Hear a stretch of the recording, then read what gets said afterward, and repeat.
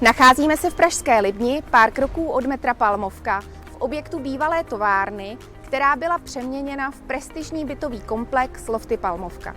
Jmenuji se Zdenka Gítlová a právě v tomto domě vám dnes představím k prodeji loftový byt 2+KK s vlastní předzahrádkou a krytým garážovým stáním.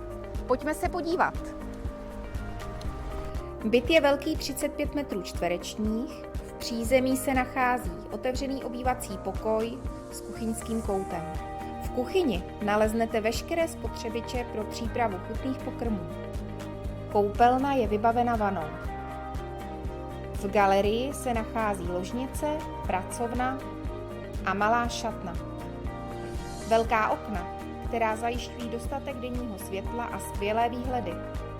Vlastní předzahrádka, která má 31 metrů čtverečních, je ideálním místem pro odpočinek a relaxaci.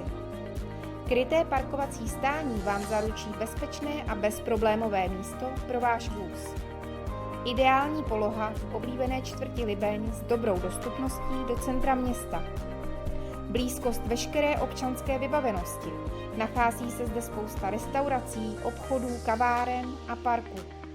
Tento byt je ideální volbou pro jednotlivce nebo páry, kteří hledají moderní, pohodlné a zároveň klidné bydlení v blízkosti centra. Nenechte si ujít tuto nabídku a staňte se majitelem tohoto krásného loftového bytu s předzahrádkou a krytým parkovacím stáním v blízkosti centra. Těším se na vás na prohlídce.